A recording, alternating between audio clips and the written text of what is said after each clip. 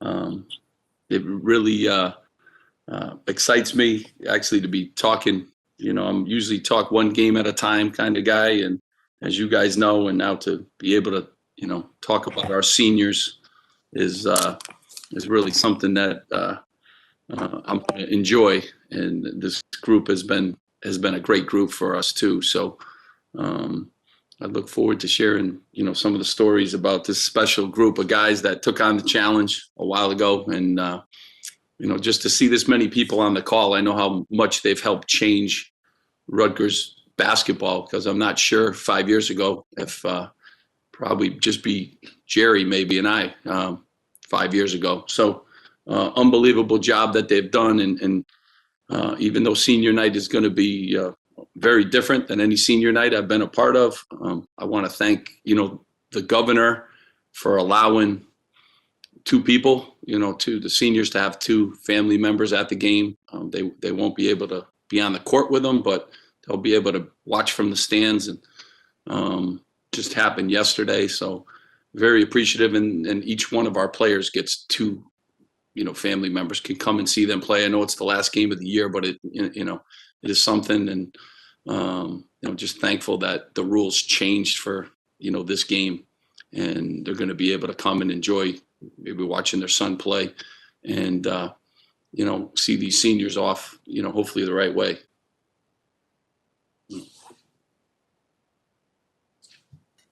Steve, let's start with Geo. He's been here the longest.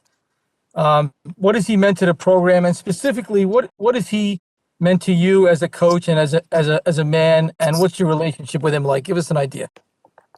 Well, I mean, first of all, Jerry, it'd be remiss all six of these guys. I think Geo, from day one, and Jacob's been with us for 3 years, and Myles 4, and Duke 4, and Luke 4, and Nick Brooks 3 years. So all six of them, and those guys that have been with me for 4 years, and Geo being the start of it. But I think he took on the challenge. At the time, as you guys know, we were Rutgers basketball. We didn't have a practice facility. We were last place in the Big Ten. We had won one game prior to Geo getting here, and told him about all the challenges, that were in front of him, and he accepted all that, and I'm just so proud, of all of them for the 4 years. They made it a call today where there's a zillion people on. It's all because of the job that they've done in the last 4 years. It's only, not fitting to be playing their last game in front of a packed rack. That would be a fitting tribute to these guys. But it's just the way it is. And it's another challenge that they had to, from raising the program, to having winning seasons, to playing in front of nobody, and then playing in front of sold out crowds. And now the pandemic and social injustice and all the different things. These guys have had a full 4 years. And when I really reflect back on it, because I am so much one game, Jerry. And then I sat back, yesterday knowing that senior night, even that snuck up on us, and just thought about Geo Baker. I thought about Myles when he came in. They're both roommates together, and Duke, and how far that they've come. And, I told him too this the other day. I said, this is great. Like, we're playing meaningful games in February, and people expect us to win every game. I said, you guys created that. There was a time here when, that wasn't the case. And you guys have done that. You guys have created that. And the work that these guys have done, in the classroom, our GPA as a team, 3.4, the social injustice, those issues that they've had to deal with, COVID, empty gym to full gym, can't win on the road to winning on the road, challenging all the best teams in the league, winning a lot of games, having winning streaks, but you've also had to fight through losing streaks and all that other stuff. And I said, boy, they've had a full plate, and Geo certainly has. I mean, from day one when he came in, I gave him the ball. He weighed 150 pounds. People doubted he could play at this level. I remember reading articles. He was a 2-star and, stuff like that. And, he was motivated. He took on the challenge. fought through injuries, fought through losing streaks, winning streaks, became a great student too along the way. You know, just you know, really proud and you know, I'm in the streets now and everyone's watching our games on TV. I mean, that wasn't the case before these guys got here. It just wasn't. And, you know, only wish we could send them out, Jerry, Geo, and everybody else with the great rack being packed with the fans that were awesome. You know, but, you know, that's the last 16 months. So that hasn't been the case. They deserve, you know, to go out. And I know how much people do appreciate the kind of kids they are from great families.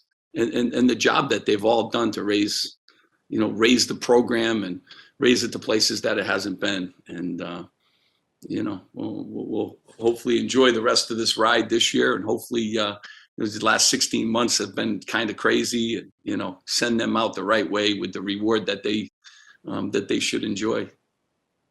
Thanks, Steve. Thank you. We'll go to Keith Sargent next and then Bobby. Steve, I guess, why are you honoring all players? I guess they obviously have some eligibility left. What made you decide on answers on whether or not Joe is definitely leaving? Same thing with Jacob and same thing with Myles. Yeah, I mean, you know, the great part the NCAA did, like we're going to have senior day across the whole country. But every senior gets this year back too. So, you know, they're all graduating and they have graduated, some of them already. Jacob's in grad school and doing great, a grad student already.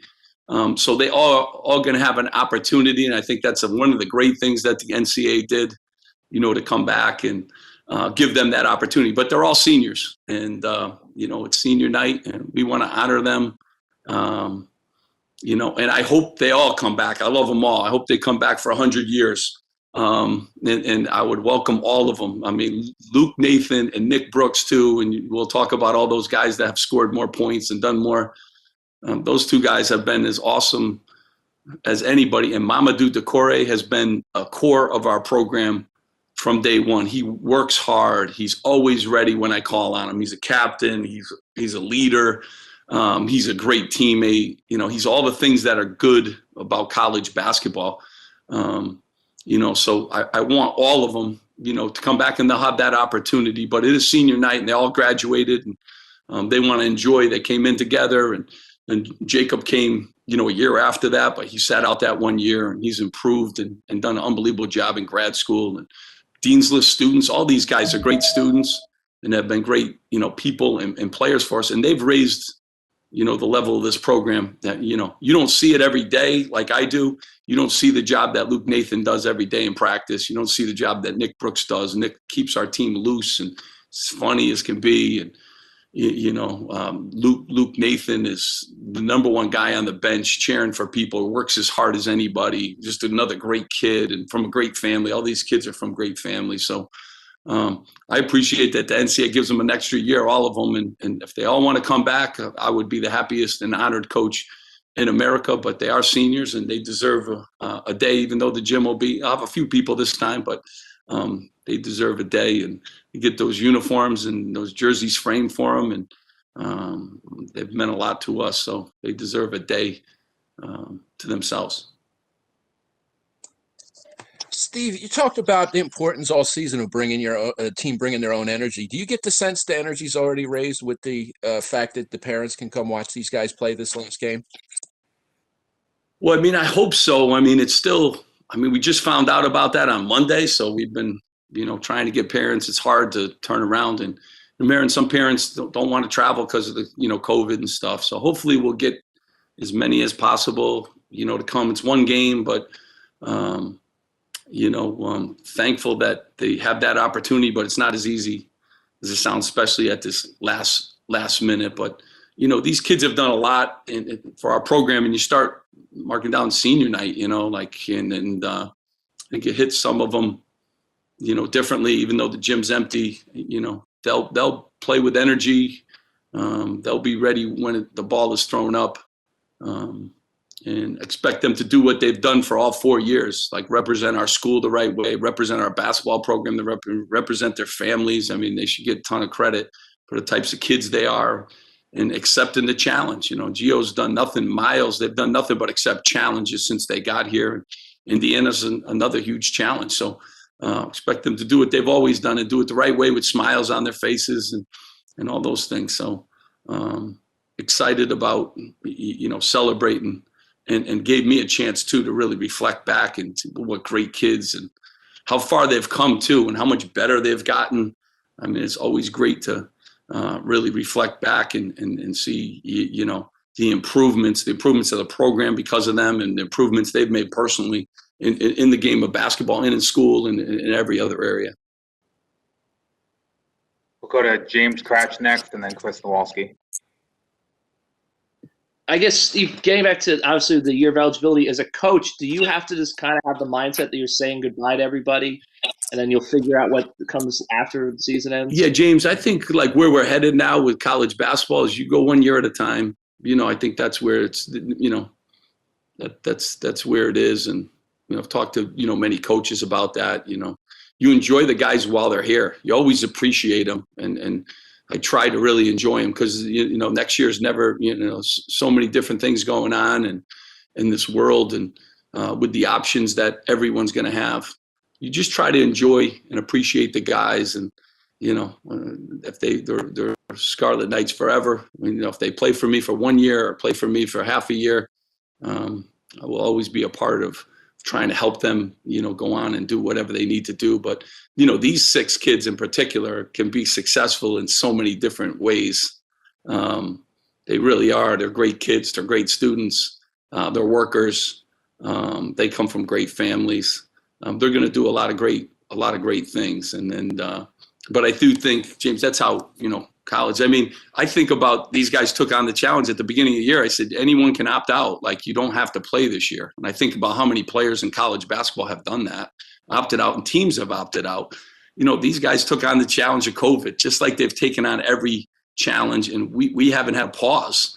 Like, it's unbelievable. Like, I told the coach that the other day and he was like stunned. Like, and I've said that this is this group. So just, you know, the amount of challenges that they had, and they took that on at the beginning of the season. They basically been, you know, since June, you know, in their own bubble here, you know, with basketball and, you know, taking internet classes and seeing none of their classmates and all that stuff. They took on that challenge and they didn't have to, you know, so thankful, you know, that's another challenge that they had to, you know, wrestle with, and that they've done such an unbelievable job in that, and that we're playing every game and that we're practicing every day, you know, is really, you know, remarkable on their part.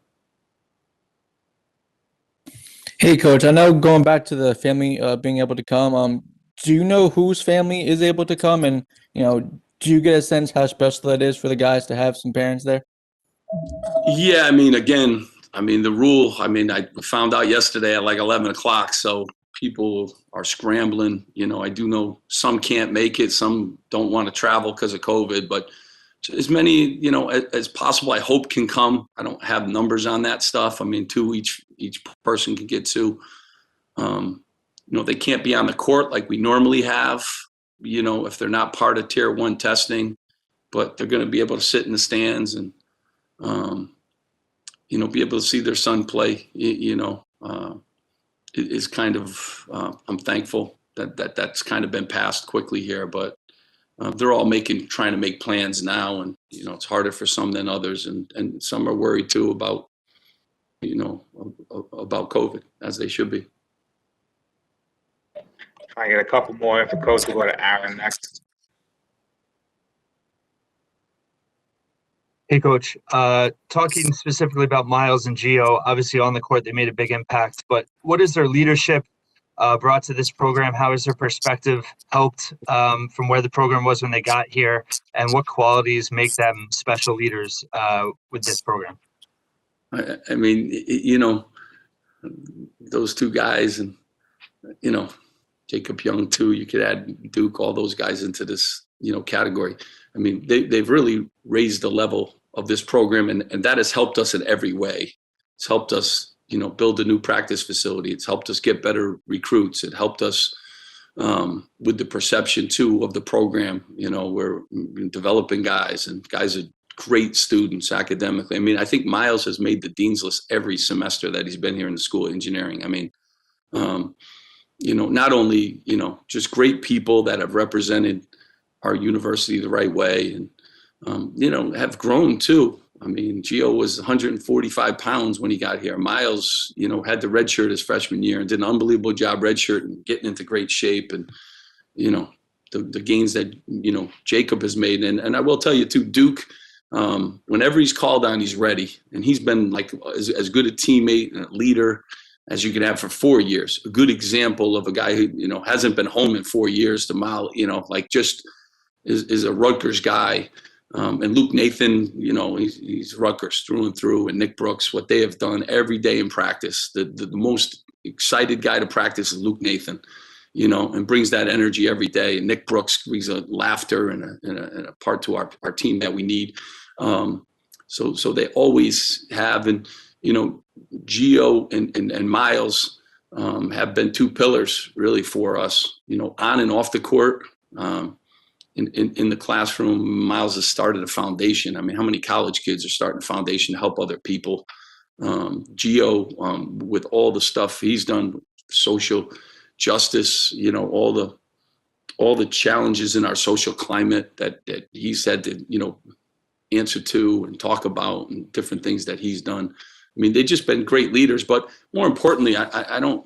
When you sit in a room with a kid and you take on a challenge, you sit both those guys down and said, hey, we haven't been very good here. They know the record before we got here. And, we didn't have the shiniest facilities to show them back then. We didn't have, the record of winning games in our league, all those things. And they just came and they were accepting of those challenges. And they've gone about every day trying to make Rutgers basketball better. And they have succeeded. They have succeeded. And I love the fact that every game now is we, got to win, and it's great. That's what they did. That's what they did. It's not what we did as coaches. Like, the players made those expectations. I love it. They expect to win every game now. It's great. And I said that to them. I said, hey, you guys created this, so now we got to go and do it. And that's where we wanted to be when they came here. I wanted people talking about us in February, talking about postseason, talking about, and they have done that, and they've done it with class, and, all 6 of them have done it the right way. And they've been, real representatives of what a great university this is. And, what a great conference that we play in. And if you throw on all the added stuff that, in a 4-year career, I don't know if you could go through more than what these guys have gone through. And, I only wish, my only wish was, the place would be packed, because people need to enjoy and appreciate, and they would too. The rack would be going crazy for those 6 guys. And it's unfortunate, but we'll have the 40, 50 people, whoever's there, we'll be trying to make noise for 8,000. We'll go to Brian Fonseca and then Keith Sargent. Yeah, Steve, a couple questions on Jacob. First of all, how is he doing? Physically after the end of the last game? Is he all right? He's fine. Yeah, Jacob's fine. Okay. Yeah, fine. So he is obviously the latecomer of this group. What did he add when he came into this group? And I know you're not big on starting lineups, but any thoughts to putting him back in for a senior night, a start? I mean, first of all, another kid in a great family, and he took on the challenge too. He took on the challenge in year 1 of his eligibility. We had won 20 games. And I will tell you, he's had a great senior year. He really has. He's one of the elite defenders in the country, and he's improved, and everyone knows it. I see it every day in practice. He loves basketball. He's going to play basketball for a long time, and he's in grad school, and he's got a 3.5 grade point average in grad school. So, what can I say, about Jacob Young, other than it's been an unbelievable 2 years, and real proud that he came on board. He accepted the challenge too. And he was here, the year before too, the old rules where you have to sit out, those will be gone, coming up soon. But he had to play through the old rules where you have to sit out a year. And, that's a year where you got to get better and you got to help us in practice. And he did that, that year too. So even though he couldn't score points for us on the court, he really, helped us in a lot of ways. And I just love his development. He's gotten better in every area. And he's got a great smile. He plays with great energy. And again, another guy graduate in grad school and is going to play basketball for a long time. So thankful. And I know, we will miss, when I look at a scouting report and I know another team has a really good guard, and there's one guy in the room that always, I got him. And that's how he's been all year this year. And I know people don't keep stats on those things, but we do. He's held every leading scorer that he's guarded. I mean, some of them under half of their average.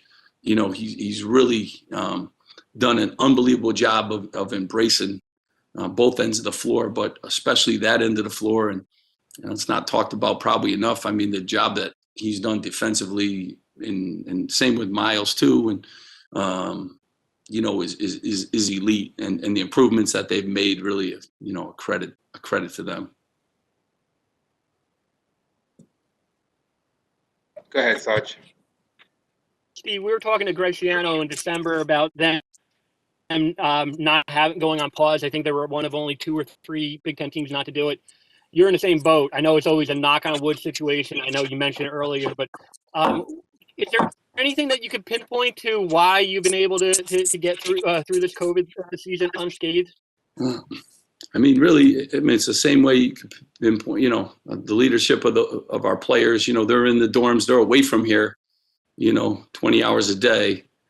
So the discipline that they've had, the commitment too, that they've had to wear their mask, and there have been outbreaks on our campus. There have been some in the building, in our practice facilities with some programs, and to be able to navigate, all of that. And it's, as you guys know, it's an invisible virus, so it could get you, at any point in time. But really just a credit to, their dedication, and, they haven't seen their families. I mean, this has been going on too. This is 16 months of it, it started last, in January. So, 14 months or something. This has been a long journey for them with COVID and trying to navigate all that. But I mean, it's leadership, it's discipline. It's those guys held each other accountable, because there's a lot of hours that we're not with them. And when they're with us, we're always preaching it, and we're always trying to do all the right things with film sessions and different things. But they've had to do it. They've had to sacrifice, and they've had to not go home or not go to that social gathering when everyone else was probably doing it.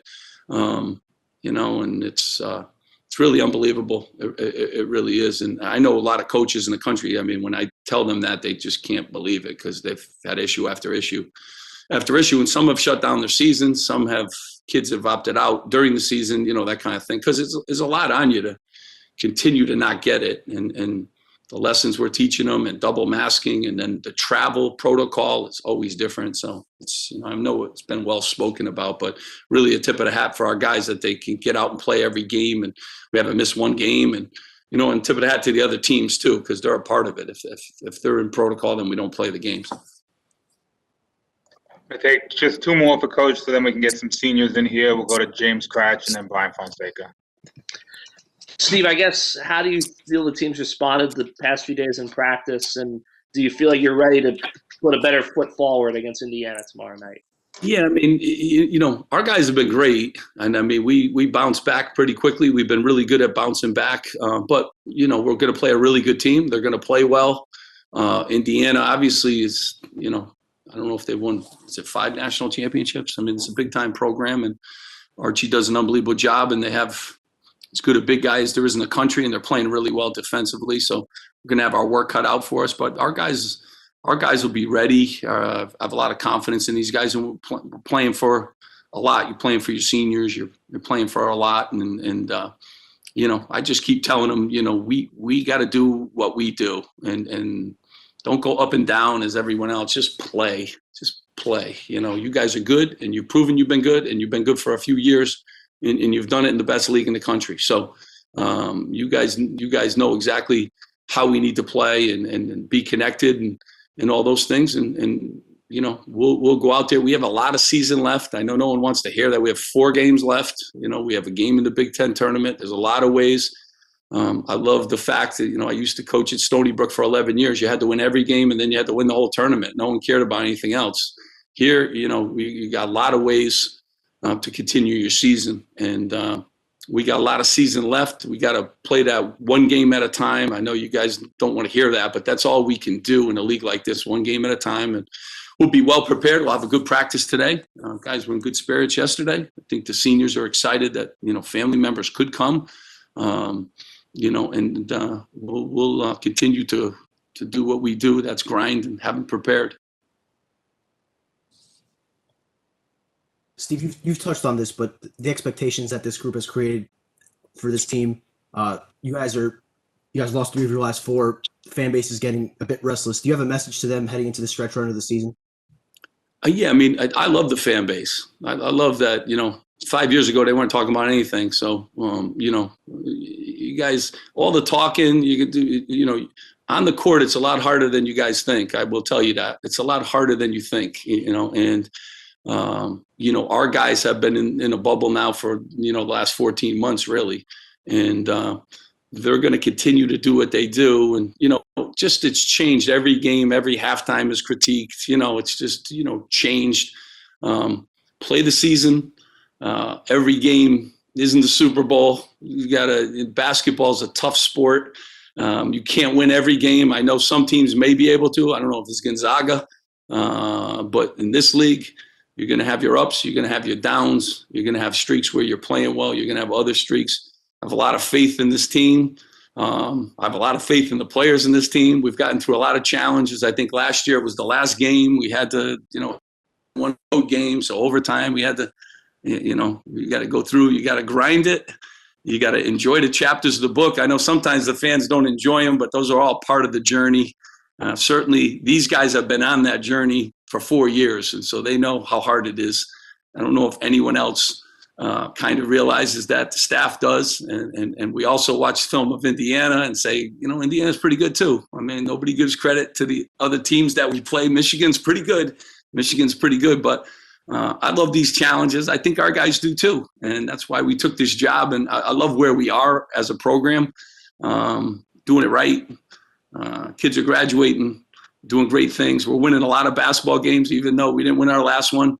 We've won a lot of basketball games in probably the best 2 years in the Big Ten history. So we have done some good things too, which I'm excited about. And I do often remind the guys of that. Thanks, Coach. Appreciate your time today. Guys, I appreciate all of you being on. I really do. And hopefully you'll enjoy senior night with these guys. And I know we've made everybody available. They all have classes and they're all doing stuff. So at different times, I think Jordan's going to get to you guys with whenever guys are free, but they all have crazy schedules too right now. So we'll get them all on with you guys and appreciate you very much. Guys, have a great day. Hey, Nick, how you doing? Hey, Keith, how you doing? Good. Give me a sense of what this season's been like now that you look back on it, of basically not being a normal college student. What I mean by that is, there's obviously a purpose to trying to, to almost put yourselves in a bubble to kind of get through it and be COVID free. Now that you look at it, being one of the few Big Ten teams not to have lost a game due to, how challenging has it been to not be a normal college student? It's definitely been challenging. This isn't really how I anticipated my last year of college basketball going. You guys know just as well as anybody how crazy the rack can get. And me and my teammates, we tend to feed off of that. So going through every home game this year and basically just not having that has been really difficult. On top of that, not being able to see everybody.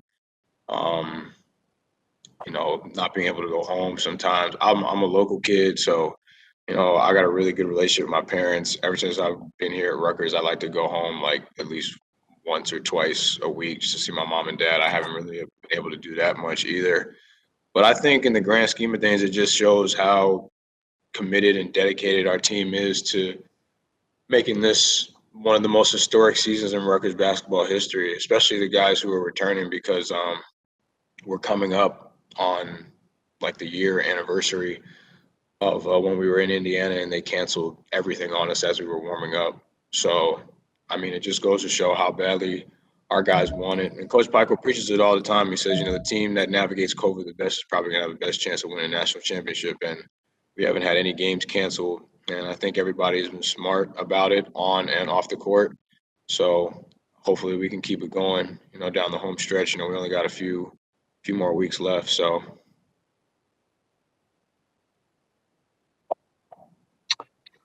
Nick, speaking about last year, how much did the stretch run of last season, how does that help with the position you're in now? And how much of a challenge is it for the team to kind of remain carefree on the court with all that's going on off the court? Well, I mean, we all get tested every day. So when you're here, when we're in practice, when we're in games, when we're traveling together, there really isn't a fear of any of us getting sick just because we know we've all been tested. I think the caution tends to kick in outside of, the RAC or the APC. That's when everybody kind of, gets a little bit antsy just because, you don't know where these other people have been. But, like I said before, I think the guys have done a really good job. I think we've done a good job just keeping our priorities in order. A night out with a young lady is really worth, risking the NCAA tournament. And, I think everybody looked themselves in the mirror and got their priorities straight. And like I said, we've been smart about it, and I think we're going to continue to be smart about it.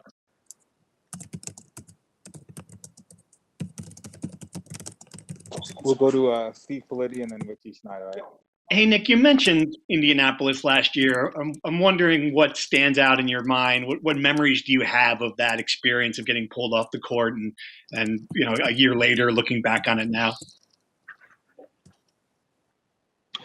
I remember we got there. We had just beat Purdue in our final regular season game. And everybody in the program, every single one of our fans knew that if we won that game on the road, because we weren't exactly the best road team last year, but we knew going into that game, if we won that game, there was no way that they could keep us out of March Madness with 20 wins in the best conference in America. So when we got that done, it was kind of like a sense of relief. But at the same time, in the back of our minds, we were thinking, well, we can win this tournament too. And, everything that we've done on top of that is just gravy. I remember we got there and we had a really good practice at, I guess, like one of the local gyms in the area of Indianapolis. And we were ready. We were ready to play Michigan. They had already beaten us twice. They beat us at the Garden, which was basically a home game for us. And then they turned around and beat us again at the RAC and messed up our undefeated home winning streak that year. So we were ready. We know how hard it is. It's hard to beat a team twice, let alone beat them 3 times. So we were ready to go. And I remember I was in a hotel room with Ron. He was my roommate for this trip. And we were watching TV and we saw the Mavericks game. I forgot who they were playing. But I think they had like a commercial break or it was halftime. And that's when they started saying that the Thunder and the Utah Jazz game was being canceled because Gobert had tested positive for the coronavirus. And I looked at Ron and we kind of looked at each other like, well, we're not playing tomorrow. Like there's no possible way that we're going to go ahead and go through with this. And literally 10 minutes after that is when the ticker at the bottom of the screen on ESPN said the NBA has literally postponed their season. And I literally I could hear, because we normally all stay on the same floor. We're in a hotel. I could hear my teammates down the hall screaming, what the hell is going on? It was kind of frightening, really, because we didn't know about the virus. We didn't know what was going to happen. I knew in the back of my mind that there wasn't going to be a game played tomorrow. I actually told Ron, I was like, Ron, we're going to go because the NCAA had a meeting the next day.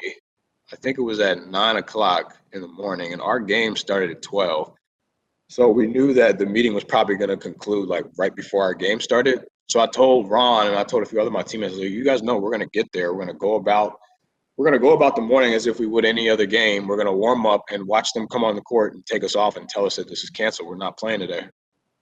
And a few of my teammates got mad at me because they thought I was being negative. And, you know, once I saw that the NBA had canceled their season, I was like, there's no way that we're going to go through with March Madness, especially with a virus out here that no one knows about, with, you know, putting people's lives in danger. And sure enough, we woke up the next morning. We had breakfast in the hotel, went over to the arena. We showed up, got dressed in the locker room, went out there on the court. And I remember there was like maybe 12 minutes left on the clock. And like everybody kind of knew that like something was going to happen, but nobody really wanted to admit it. And then I remember our director of ops, Ben Asher, he came out on the court. And like you could just tell that he had like some somber news to share with us, and he just kind of like motioned for us to come back to the locker room. And like guys were like really, really upset on both teams. I remember Michigan, some of their guys were really upset too. We got back in the locker room. We just kind of sat there for about 10 minutes. Pat Hobbs was on the phone with the commissioner of the league. He came in and talked to Coach Pikiell in the separate part of the locker room where the coaches tend to meet at. And they just came out and they told us it looked like somebody had just died. Like it was so sad. And it was just kind of like everybody just kind of put their head down because like we knew that there wasn't like this was going to be it. We had done so much and we were ready to keep going. But we just kind of knew that that was going to be it. And we flew home, and by the time we landed in Newark, the tournament had been canceled. And not just the tournament, but like school. Like Rutgers made an announcement that like just told everybody to go home. It was one of the most bizarre things ever. It's really sad to look back at, which makes this season, you know, even more important, you know, especially for the people who were there last year, having that taken away from us. So I think it means a lot for us to take care of business this year and get back to that point.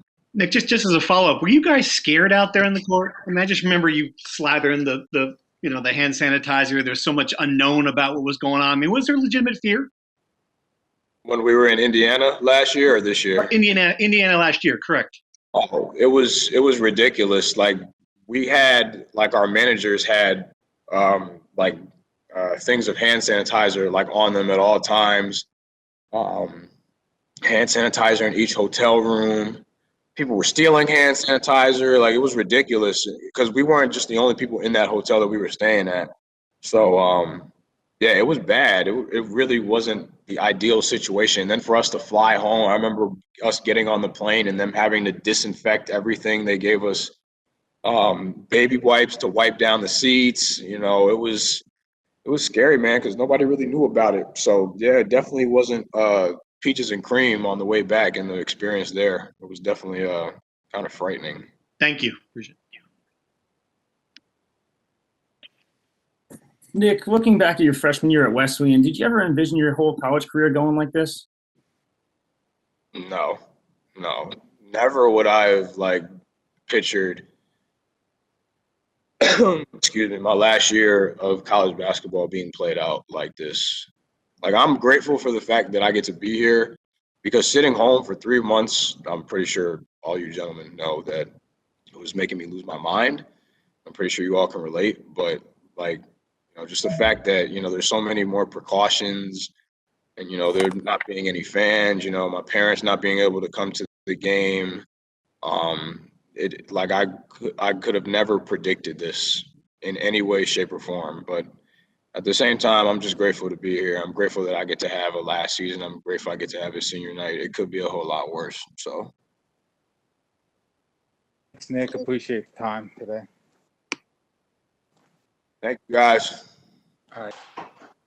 Hey, Luke, how you doing? I'm good. How are you? Good. Hey, just, we've talked a lot about Geo over the years. I'm just curious, as someone who's been around him, what he's meant to you personally, and if you've been just watching what he's meant to the program overall. Yeah, I mean, he bought in from day one, and he changed the culture around here. It's wild. He's such a great leader. He's such a great captain.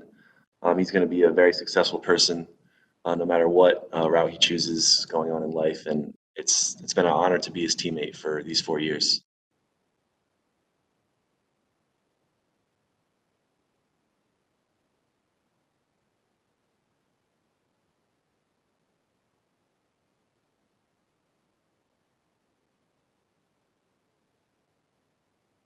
Apologies. We go to Sarge. Hey, Luke, I'm kind of curious. I mean, you guys have been bringing the noise and the energy, just as, the bench guys, throughout the season. Come Wednesday, you'll actually have some fans, albeit, very few, but, some, parents, and, in attendance to kind of help support. Do you continue with the same mentality, and what's it going to be like when you look up and see some people, in the stands to kind of help root on Rutgers? I mean, it's definitely going to be the same mentality. I mean, the fans will probably just be parents. I know my parents will be there. I'll tell them to bring some energy too. So we can take anything we'll get. Aaron Brightman.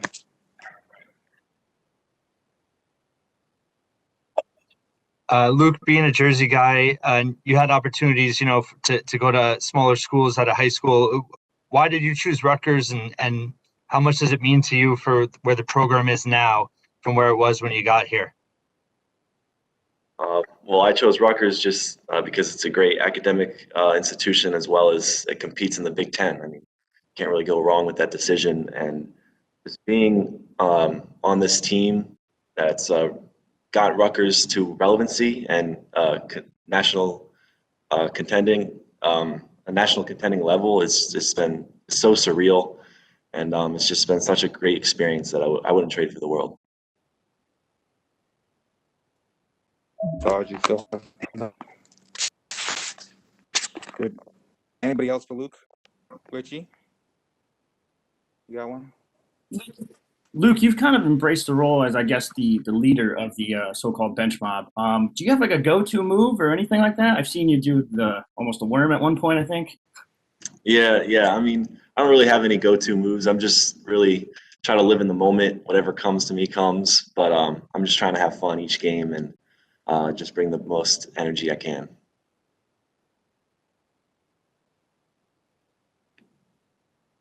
Thanks, Luke. Appreciate it. Yep. Thank you, guys. Jacob, how are you? Thanks for doing this. So, looking back on looking back on your decision to transfer here from Texas, what's it been like for you these last 3 years, and compared to maybe what you thought it would be like when you came in? It's been real good. It's been exactly what I thought it was going to be. The accomplishments I came here for, make it to the NCAA tournament. Well, last year, we're still trying to do that this year. And, just trying to help just raise the program. That's the reason why I came here, just trying to make the program better for Coach Pikiell and just the staff.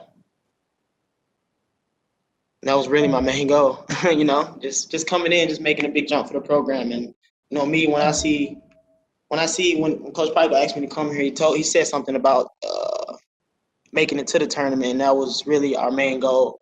And that was the main reason why I came here we haven't been since '91. And, being a part of that, just thinking about being a part of that just made me want to make this jump to come here. But it's been great.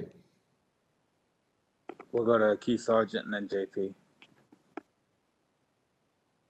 Jacob, getting through, I know it's a knock on wood scenario where you don't really want to talk about it in general, but to be able to get to this point of the season and not have a break because of COVID, I'm curious, two-part question. One, how have you been able to do it? And then reflecting on it, was there one moment, like maybe in the off season, where you guys, had a message that we're gonna, if we're not gonna bubble together, we're gonna, everything we can to try to, do everything right and try to play for the ultimate purpose to get the NCAA tournament? I mean, I feel like everybody just bought into what we needed to do, and we just all told each other that we was going to stay safe and stay out of harm's way. We wasn't going to go out. We weren't going to do anything to risk COVID for anybody. And we basically just hung around each other all season, and that's how we managed to manage COVID and stayed away from other people who we weren't supposed to be around. And we talked about it every day, just make sure you guys wearing your mask. We just made sure we doubled up on everything and made sure everybody was straight. And I feel like that's what we push each other to do the right thing this year, and that helped us a lot with maintaining not getting COVID or having any COVID stops. Go ahead, JP. Jacob, was What was it like, this year? You're coming to the final home game. Well, two-part question. Was it tough playing, without, obviously it was tough with, I asked you before the season, was it tough playing without a packed rack? The second part, is it frustrating that they finally decided, the state of New Jersey, that starting March 1st, they could have 10% capacity of fans at indoor events, but obviously that comes a little too late because your last two games are on the road. So is that frustrating that you can't even have like a 10% at this last game? No, it hasn't been frustrating. It's just what we got right now. It's just what we have to live with, and we weren't going to take this year for granted. We all want to play basketball here, so we had to take that sacrifice. It was just a sacrifice. No fans, my family not being able to come to the game. It's just a sacrifice, and I bought into it. We all bought into it, and it hasn't really been a problem. And I haven't really been upset about it. My parents get to come to my senior day tomorrow, so that's a blessing. Just good to have them back around after I haven't seen my parents in like 7 months. 7 months, yeah. It's been a little.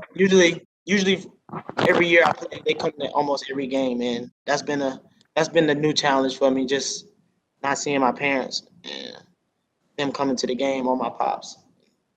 But it's been good though. Now that they get to come tomorrow, and that's what I'm so excited about. We'll go to Brian Fonseca and then Aaron Barton. Hey, Jacob. Just first, a couple quick ones, and then another question. But one, how are you feeling physically after how that last game ended? Are you feeling physically fine? No, I'm cool. I just bump. You know how you bump your knee, and it's like It was like it would hurt. That one hurt for like 5-10 minutes, and it was just sore. It's still sore, but that's all it was. It was just a little bump, nothing serious, You know me. Gotcha. And you mentioned your parents are coming. You guys found out about this yesterday. Quick turnaround. I guess did they hear the news and buy tickets right away? Just how did that situation kind of play out? I called them. I know I got woken up to the message, and I called them immediately. And as soon as I said it, they just, they already had kind of at the back of their mind that they were gonna let our parents come, at least the seniors, but they didn't know for sure. But they already had that planned out. So when I told them, they already went ahead and just got the ticket because they already prepared for it. And we haven't talked to you since, but in the last month, your role's kind of changed. You've been coming off the bench. I guess first, how did you feel when you first got that news and that role switched? And what's your mindset been now in that role that you also played last season? It hasn't been. That's what I feel like that's what Coach Pikiell thought we needed to do to make us be better. And I took. I didn't take it in any offense or anything. I just felt like that's what we needed to be better. As a better team, me coming off the bench, and I just took ownership. Can't get down anything. I can't let my teammates down by thinking about that. Then that'd be selfish of me. And I just basically took, like I did last year, took strides with it and just did what I can do when I got out there and did my best, played my hardest. Thanks. Jacob, talking about last season, how much does the last week of last season, how you guys came through under pressure, how much does that help your mindset as a team with the situation you're in now, coming down the stretch again?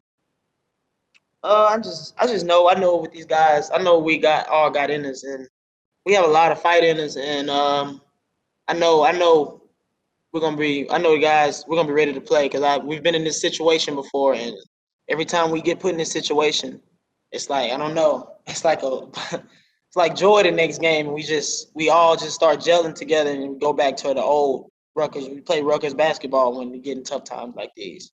The basketball we know how to play.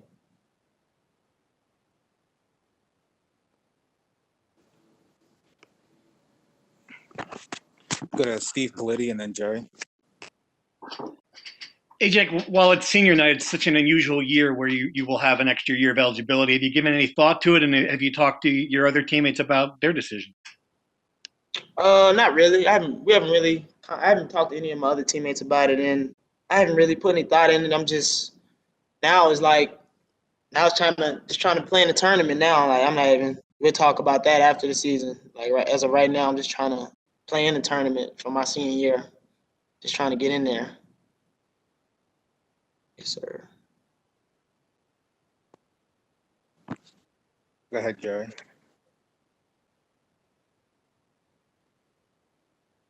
Can't hear you. Jacob, what's it like playing with Geo? And you got a good Geo story for us about what he's like as a teammate? Gio, it's fun playing with Gio. You know, we always got little laughs on the court, and you know me, I have like some type of fire to me sometimes, and he always tells me about how I be making him crack up when I'm on the court, when I be like getting hyped, and it's just something that we just laugh at while we're in the game. He's just, you know, that's our little inside joke. We just look at each other and start laughing because I do something like crazy on the court, and that's why I love playing with G, because he always keeps a smile on his face and he always ready to go. Thanks a lot.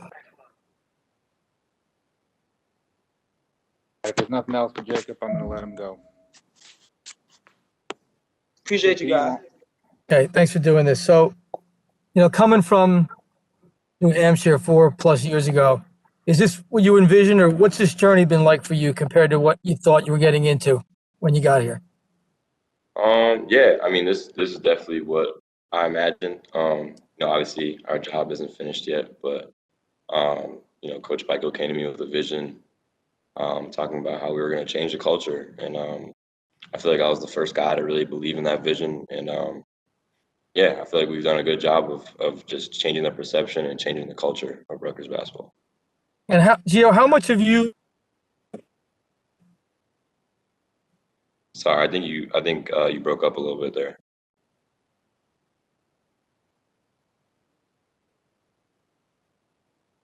We'll go over to Cratch while Jerry tries to get back on. Gio, you know, a lot of people would say that you're kind of the face of this whole Rutgers renaissance, that you're the guy who's always going to be remembered as kind of who took the first step with Pikiell. What does that mean to you, I guess? And I guess how would you want people to remember your legacy at Rutgers, whenever it kind of comes to a conclusion? I mean, I would say that, you know, if people call me the face, it doesn't mean too much to me. What I want my legacy to be is just to be a winner. That's what I want to be known for. I feel like at the end of the day, winning is just the most important thing of the game. You know, either you won or you didn't, and that's what it comes down to. That's the type of game that we play. But being known as the face, that's not something that I'm really too worried about. I'm just worried about winning basketball games. Jerry, we can try and go back to you.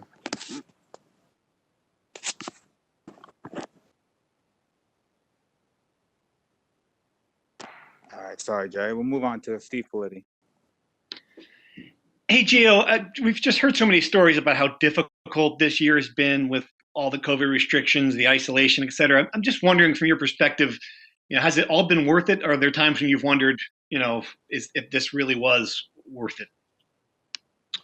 Yeah, it's been a tough year. You know, it's definitely been different, and everyone's going through it for the first time, so no one really knew what to expect. But I would say that basketball is the one thing that's going to keep all of us sane during these times. You know, where everything feels so abnormal. Basketball is the one thing that's kind of been constant for us, and so that's been really good.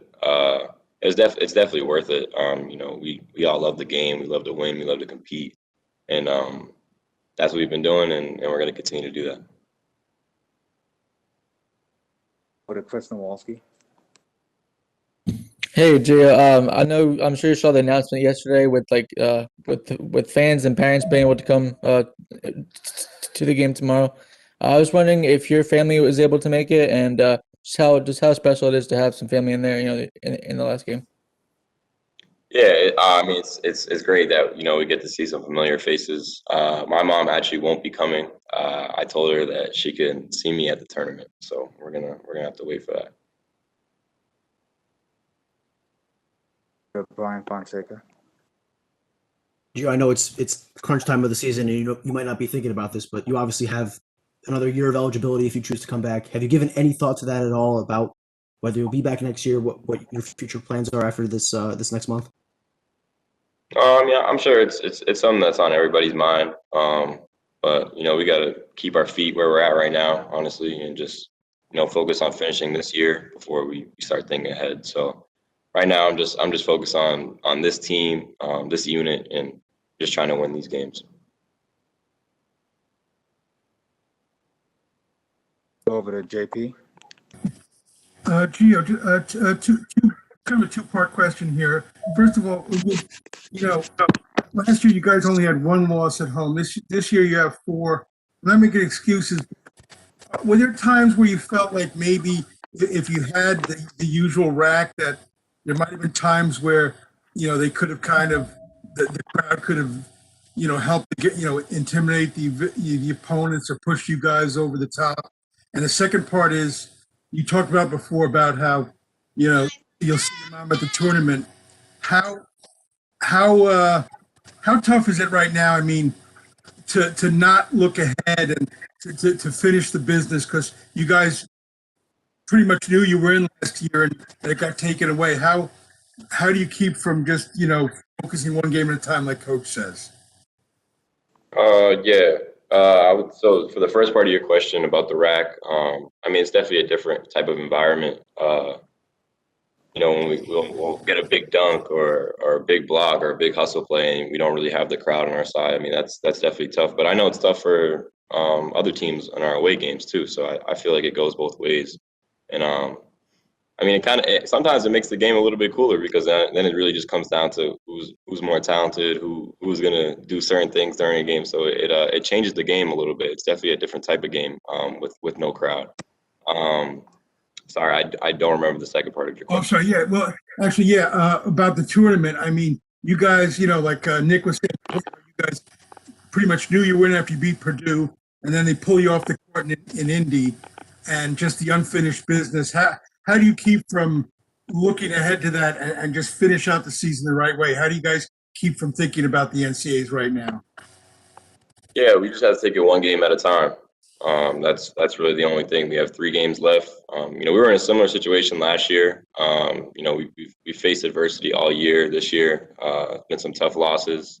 Little losing streak, but you can't control the past, and then we can only control what's in front of us right now. So we have to take it one game at a time. We have 3 games left. Thanks. We'll go over to Sarge and then Aaron Brightman.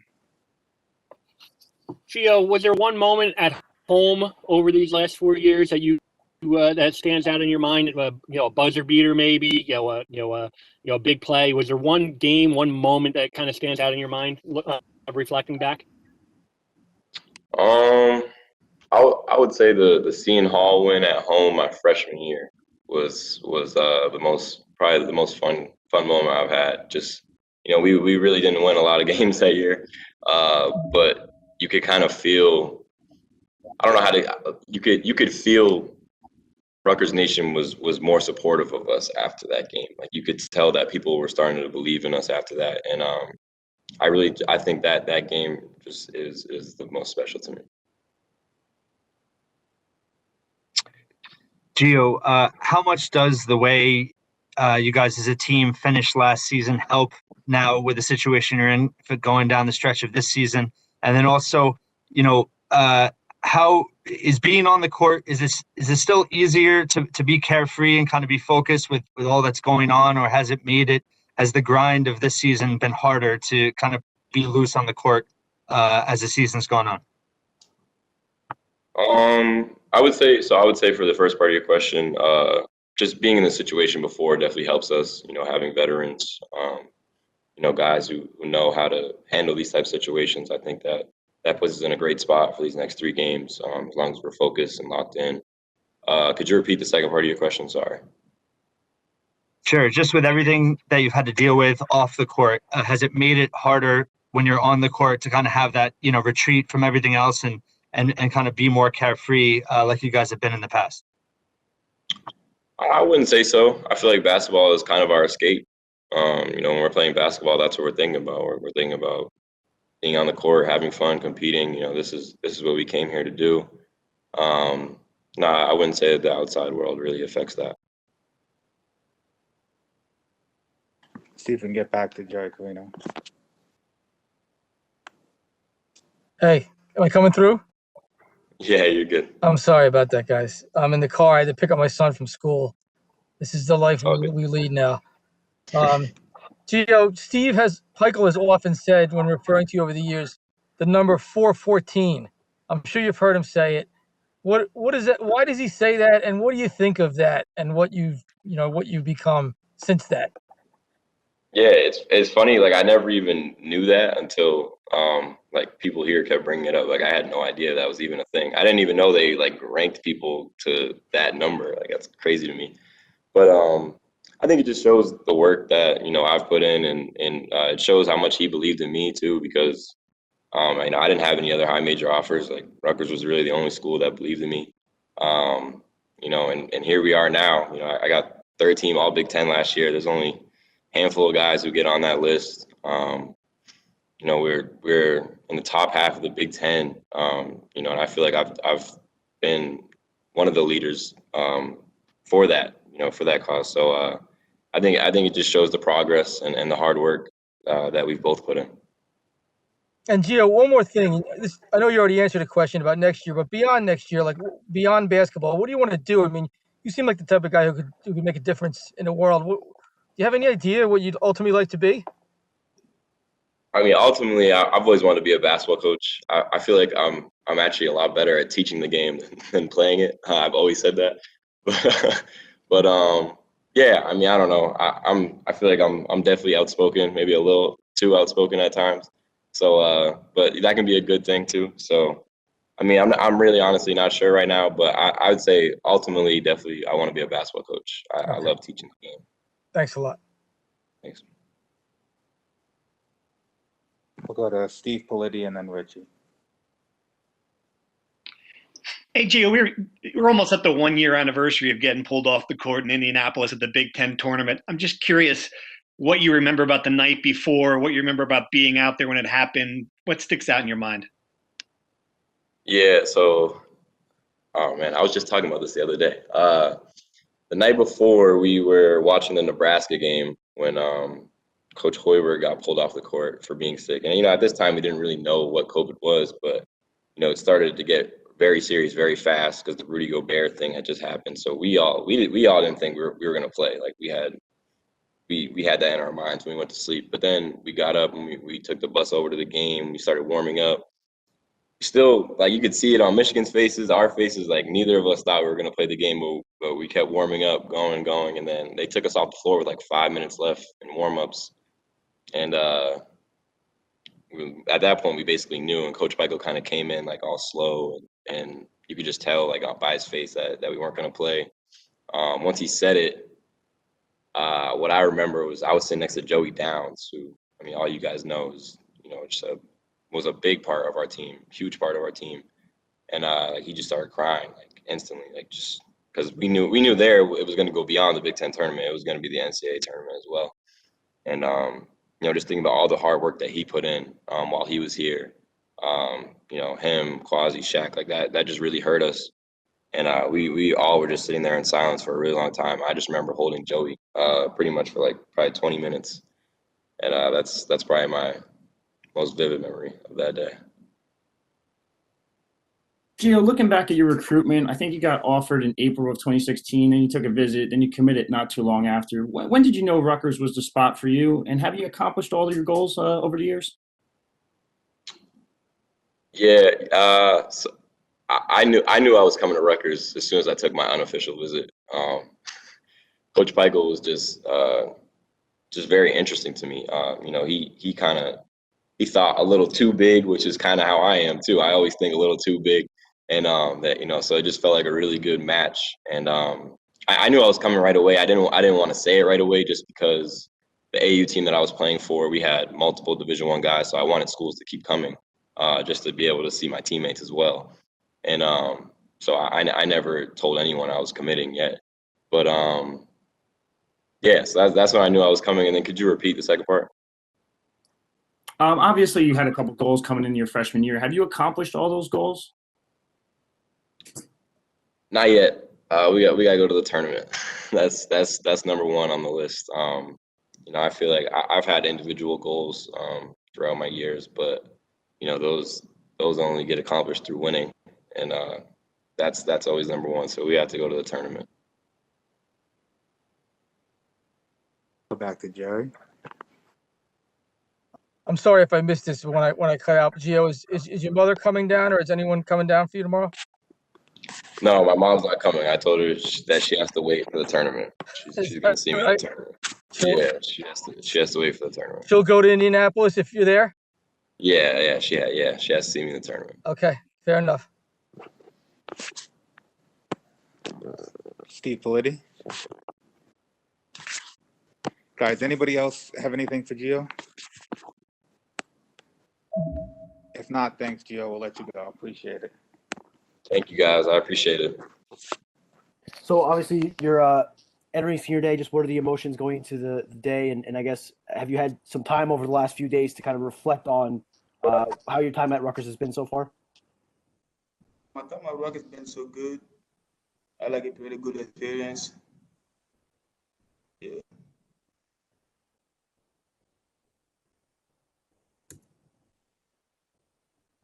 Duke, what are your plans for next year? Are you graduating this spring, and what's next for you?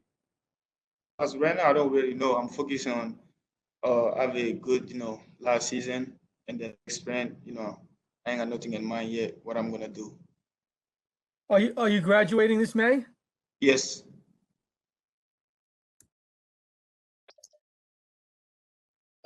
Reflecting on this season overall, how challenging has it been, healthy, avoid COVID, and be able to actually play every game so far? I mean, it was like kind of tough to stay healthy and then go through every day texting, and then have like a social distance, and then for everybody, like, we educate ourselves to stay healthy and then follow the protocol, and then wear our masks, to protect others, not only us. And just to follow up, Dude, difficult has it been just to not really be like a normal college student? For the last couple of years, you got to experience what college is all about, and then nothing like what a normal student goes through. How difficult has it been in your mind to kind of have to sacrifice like that? I mean, it's kind of like tough. I experience like the real life, like regular college student experience, especially us, like, we're like a proactive for people, like people look up to us, what we do and how we carry ourselves around the campus. So then there is some certain behavior we can't be doing in the campus because if we do things like it's easy to point on us. This guy did it, this guy did it, because we're in the team, we represent the university.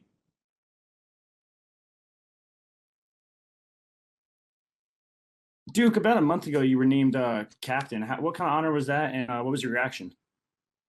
Oh, it was a big honor for me because I guess I deserve it because I've been here, 4 years, and then I know the chemistry a little bit better, and then I was more than happy, to be honored to be a team captain.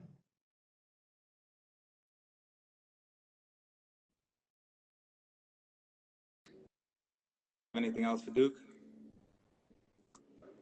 All right, thanks, Mamadou. Appreciate it. All right. Thanks a lot. Hey, thanks for meeting with us. No problem. Are your parents coming from California? No, that was too short of a notice, because they made the ruling yesterday, and so it's already a 6-hour flight, so 48 hours isn't really enough time to get a ticket, get everything set up and everything. So, but Ben and them said they're going to do like virtual something, and they're going to be watching. So, what's this like for you to be included in senior day? I mean, you have eligibility left, but you did come in with these guys, right? Yeah, no, this is literally the group that I've been here with for the designated 4 years that normally everyone gets. So it's kind of just, I want to walk out with, I want to be a part of them because we all came in here together. We all been here through the most, and we're the veteran guys, as everyone likes to call us. So I just feel like I'm part of that group. We'll go over to Keith Sargent. Myles, I know you have eligibility. Everyone here. Have you thought about coming? Oh yeah, I applied to 2 programs here. I got into both, but so definitely it is definitely one of the places I want to go. So I'm in here, and I love it here. I've been here for 4 years. paced through I've made it through every winter. Proud I can say that. So definitely, Rutgers is definitely still an option. It's never been off the table. But Brian Fonseca.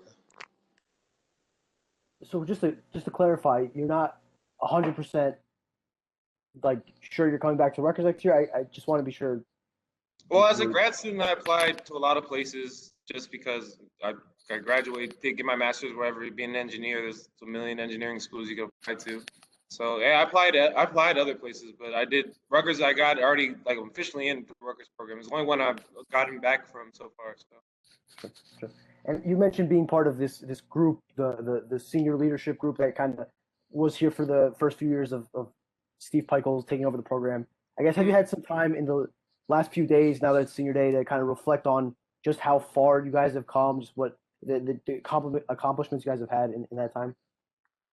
Oh yeah, like I remember when I first committed here, people would be like, "Oh, you're going to Rutgers," or like the bottom of the Big Ten. Like, dude, what do you expect? And like, oh, you're gonna play the whole time because like they're not really that good. And now looking at it, we've gone from the bottom to teams that we're in games with the top teams in this tournament, in this league, and the top people in this league have been in the top 25 the whole season pretty much. So I just think just like we made such a stride since then, and like I think we're just on pace to keep going up and up and up. So I feel like that is, part of me and Geo and everybody that came. We've definitely put Rutgers on the map, and I feel like that is an accomplishment that I can say that I feel like I've been a part of. Go over to Steve Pikiell. Hey, Myles, I've got two questions for you. The first one, we always assume that guys at your level want to play basketball after college. Is that the case with you, or are you seeking a career in engineering and basketball might end for you when you're done with collegiate playing? Yeah, I get asked this question literally all the time, being an engineer and a basketball player. Currently, I am doing an internship at IBM, working on my engineering stuff. And I'm having a great time actually over there. But basketball, I don't think it's going to stop. Basketball will stop when it decides to stop. It's not really I'm going to be the one that ends it. So basketball is always going to be here for me, and I've always been there for basketball. And it's kind of we have a love-hate relationship sometimes. It's just, some days it's like, oh my God, basketball is the greatest thing ever. And some days it's like, oh my God, practice was really hard and tired. So basketball is always going to be there for me, and I'll always be there for basketball. And just on a completely different note, I talked to a couple of your teammates just about we're coming near the 1-year anniversary of getting pulled off the court in Indianapolis. And I'm just curious what you remember about the Big Ten tournament, that trip, that night before, everything that happened. I specifically remember the day before a game, we're all in the hotel watching Rudy Gobert make a fool of himself, touching everything and thinking it was a joke and making it real funny. Then he ended up ending the whole NBA. So, and then we was all like nervous, like, oh, are we going to play? If the NBA is not playing, I don't think we're playing. So we're going into the game a little bit skeptical, but, we still had to, we're playing against Michigan. So we had to, still be focused and everything. So we got there, we warmed up. And I remember they called it out. They walked at half court and said, everybody go back to the locker room. And at that point, I knew I was like, yeah, no, it's done. They're about to wrap up the whole season. So it was definitely like one of the worst feelings of that year. And but it was just it was one of those things. I feel like it happened and it made us all stronger as a unit because like it happened with us together and we carry that chip on our shoulder that like we made the tournament last year and they canceled it. So this year we really have something to prove. Go back to Jerry Carino. Myles, as we've talked about many times, you're roommates with Geo. You got a good Geo story for us from the last 4 years that kind of sums up what he's like and what he's about? A good Geo story. One funny one is Geo. He's not the greatest cook, I would say. His specialty is cup of noodles. That's probably like the most advanced thing I think he could possibly make without burning down the kitchen. And I always remember, like this happens all the time. I would make dinner or I'll cook something for me. And like in the middle of the night, I'll wake up to like just go to the bathroom or something. I see him in there like sneaking bites and pieces of it. So and I always think it's funny because like I have no problem if he eats any of it, but it's always funny that I think he tries to like sneak around and eat some of my food all the time. So that's one good Geo Baker story I can think of. That's a good one. Thanks a lot. No problem. Go over to Richie Schneider. Myles, can you talk a little bit about how crazy this year's been for you? You were #1 play on SportsCenter. You're now Stephen Bardo has you as Defensive Player of the Year in the Big Ten. Just talk about a little bit how crazy it's been this entire season.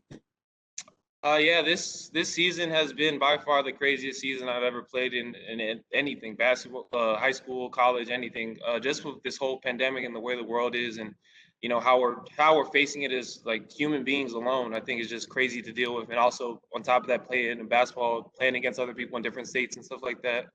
So it's been very challenging, and I think hopefully no other people have to deal with a season that involves like battling COVID and staying safe and making sure you don't go out sometimes. And this has been a big sacrifice here, putting the team in front of yourself. And I think Nick even said it, like, going out with people is tough because like you really could go out with someone and come back the next day and be positive, and everything's shut down for 21 days. And now at this point of the season, that's it. You're done with the season. So just that danger alone of having COVID involved in basketball, I think is very tough, and it's definitely like been one of the toughest seasons I've ever played. We can go to Sarge and then Chris Nowalski. Myles, Steve Pikiell talked about it before, but have you made the dean's all 4 semester or every semester you? And I guess can you just tell me what your GPA is and how you've been able to kind of like balance everything that you do academically and basketball? As a dean's list, we have 2 semesters a year. I think I've been on it 3 times. I don't really like just keep track of it or anything, but I think 3. I think GPA wise, my universal is what 3.45, 3.453 or something like that, and I'm on pace to get the magna cum laude or magna summa cum, whatever the middle one, not the super highest one, the middle one. But yeah, I'm definitely honored to just have that academic accomplishment. But yeah, so other than that, wait, what was the other part of the question? Sorry. Yeah, the challenge balancing it as a student. A lot of student athletes talk about just how difficult it is. But what's the advice? What's like the best thing that you've been able to take from maybe what people have been trying to advise you to be a well-rounded athlete? Definitely time management. I've been preaching time management since I've been here. Everyone asks like how like being an engineer, and I remember when they did the day in the life, like you guys saw like how much stuff I have in one day. But I write it all down. I put it on the time sheet, and it has specific times for specific things, and I block things out. I block out when to eat. I block out if I have time, block out a nap in between. But definitely manage your time and do everything early. I'm anti-procrastination. Like if something's due next week, I will have it done as soon as possible. Today, hopefully, have it done. Because with anything, and with this season, anything could pop up. We have practice move, or especially now I have an internship too, so I have to manage that. I have projects with that to do, and so definitely time management. I think that's like the biggest key of my success with being a student athlete. Hey Myles, Coach Pikiell has always talked about how much you've gotten better since your freshman season. How would you just assess the way you've grown as a person, as a player, over the years? Yeah, definitely. I actually, funnily enough, my high school coach sent me a clip of me one of my high school games, like I think last week, and just showing me like how far I've gone. It's been a great stride, especially after being injured my whole junior year, and like my senior year, I was kind of like a shell of myself, really not really the same, like trying to just fight back from being injured. So seen that clip and like looking at how I play now, it's just such a great feeling that I've made such a great stride. And I have everyone here to thank. VD getting me into the right shape, Rich and them providing all the treatment to keep my body the way it is, and Coach Pikiell and them, coaching me and getting me better and just basically improving my whole player self and everything. So hats off to them, and I'm proud of where I am right now. And then hopefully this isn't just like the cap if I just keep going up and up and up. Maybe 1 or 2 more for Myles before we get him to practice. We'll go to Politi.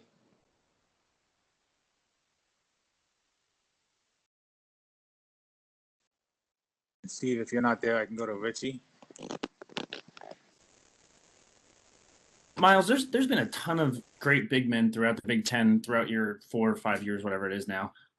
Who's the toughest guy you ever had to go against in college? In college, I have to give it to the 2-time Player of the Year, Garza. I mean, I don't think anyone has been a 2-time Player of the Year, at least in my memory, back to back. But he's doing it, and to be honest, I thought he was going to be gone after this year. I didn't really see the point of him staying, but haven't played him again this year. He's still one of the best bigs I played against so far. He puts up points like unbelievable pace. And playing against him it's crazy. But I just think hats off to the Big Ten, because he's great, but you literally have 3 or 4 other top centers in this league. So this league is always full of great people, and playing against literally almost the centers of most teams are all one of the best centers, I think, in the whole NCAA. So playing against all of them is just a crazy feat in itself. Back to Sarge. Myles, you go against Indiana, knowing that you probably need to win a couple more games in order to solidify yourself for the NCAA tournament. Is it bounce back from the loss? What's your team's mindset? Oh yeah, definitely. We do have the bounce back mindset, but I think we kind of just have to take a step back and really just think about it. I feel like the last game we kind of went into it overcomplicating things. We were thinking oh my God, this and that. They're playing small. They're playing all this and that. But this game, I feel like we just keep it simple. We have key bullet points. I have to guard Trace again. Keep the guards from making a lot of threes. Stuff like that. And Indiana, they are a hard-nosed team. They've been playing amazing basketball these past couple of games, so they're definitely going to come out with the same intensity and everything, especially because I think their season is also on the line, just like everyone else's. So I think we just keep it simple is the I guess the message of the game. Just get in there, play defense, play hard, play with effort, play with intensity, make shots. I think that's a big one. But I feel like all the shots we missed weren't even really bad shots. We just got to make them. So that'll happen. So you always make shots.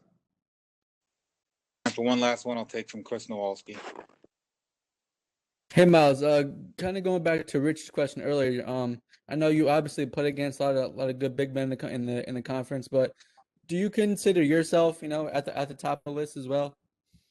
I feel like I've made strides to get up there. I wouldn't say I'm number one or anything, but I feel like I'm definitely in the mention now. And as he said, shout out to Steve Bardo. I feel like I always rewatch the games with the commentary because I just want to hear what they said. And he's always been very positive on me, and I really appreciate everything he said. But and just being as he voted me as the defensive player of the year, that's my case. I may not put up 40 a game, but I'm gonna play defense and I'm gonna block shots and I'll rebound and stuff like that. And so I think that's where I make my mark as one of this top centers, and I'm the one that plays defense. So definitely, I'll definitely take that role. I'll definitely be that guy. Yeah.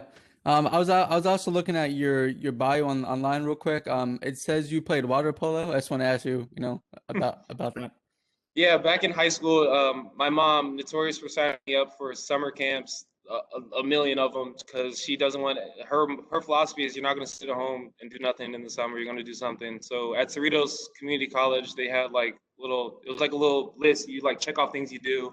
And water polo is one of them. She jacked it off because she said, see if he likes it. And I played it there. And actually, it was actually pretty fun, to be honest. I was the goalie because, I got super long arms, just literally took up the whole goal. And I've always been, especially in Long Beach, everyone knows swimming is a big thing. And so being in the water in the summer when it was super hot, I wasn't complaining either. So it was a good time.